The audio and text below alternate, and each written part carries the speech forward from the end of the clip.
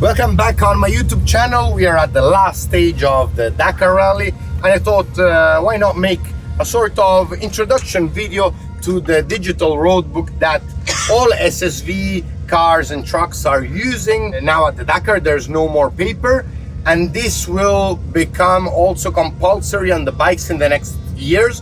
So it was the perfect occasion for me to show you how it works and then share my opinion on what my feeling was and how difficult the transition was. To start with, in the cars we have the possibility to have two tablets. These tablets clearly don't have Netflix or any other app. We have the roadbook and we have this command. On this command we can move back and forward the notes. We can mark it. So if if I went through this note, I can mark it, and if I want to take off the mark, I keep it pressed, goes off. This can be very useful. Then we have here the trip master, if you want to bring it back and forwards. If you want to reset the trip, this is the partial, and you can reset it easy. Whereas for the other one, to reset it, you'll need to do trip mode F1, OK, and now you see it resetted, but here it does it automatically. This is a waypoint, so when I reach that waypoint, it auto adjusts. Up here we have the speed limit. We have always speed limit in the special stage, which means maximum we can go 130, 135 actually in the T3 category. In the T4 is 125. In the bikes I think 160, but I'm not sure, so maybe I'll write it somewhere. When we enter a speed zone, this changes and we have the speed limit. Here in the car we are lucky because we also have this selector with the limiter, so we put the speed limiter on and we don't have to worry about overspeeding. Other functionality, I'll show you my setup. I have here the roadbook. Here I eliminated the partial because it annoys me, and I have here the waypoint table, so that as soon as I get a waypoint, you see number 2, it blacks out. I find it really useful, so I'm sure I got all the waypoints. I have another command, this is for this tablet. Then here we have cap heading, arrow, the number of waypoint we got, the next waypoint, and if I press this, I can see the CDP table, so the waypoint table, but also I can track back. This shows my track all the way up to now, so if I get lost and I want to be sure to go back to the point I was sure about, I'll just follow the trace I made.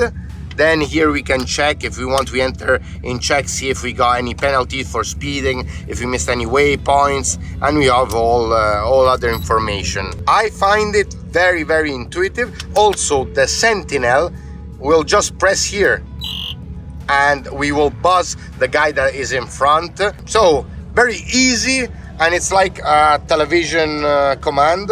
Makes it very comfortable in the car, because I don't have the paper and I have to go, through the pages and so on. Transition was super fast. Already after, I think, first waypoints, I got used to it, and I really liked it. I believe that when it will be introduced on the bikes, it will make life a lot simpler. I used to lose hours marking my roadbook at night. This takes away everything, because also the notes are already colored. For example, this note, which means 350 cap average, see the C is colored and so on. And when we have other notes, now the special stage is not on, but when we have other notes, you have them marked, so pretty nice. In the bikes, I believe it will be smaller, and it has to have a certain angle because it reflects a bit the light. And the reason why I chose the left-hand side tablet to use as navigation is because on the right-hand side I would have light coming in and I would get a bit of reflection. Obviously, it could happen that you break that TV switch for the tablet, so you can press on the right-hand side to go down the road book, on the left-hand side to go back.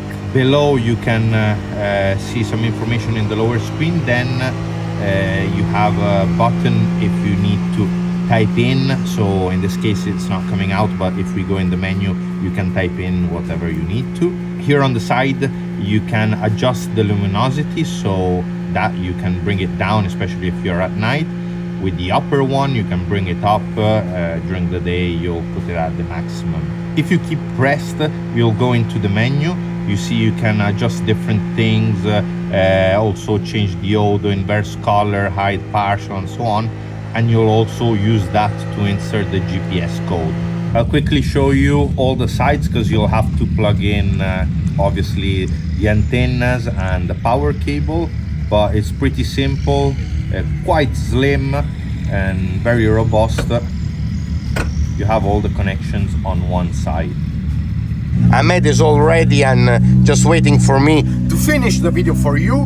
Let me know in the comments if you have any question and if you want to know anything more about this tablet. I look forward to have it on the bike, but meanwhile I'm using the carpet heater, which is a similar solution. But now let's go, it's the last stage of Dakar. Don't be too excited, Ahmed.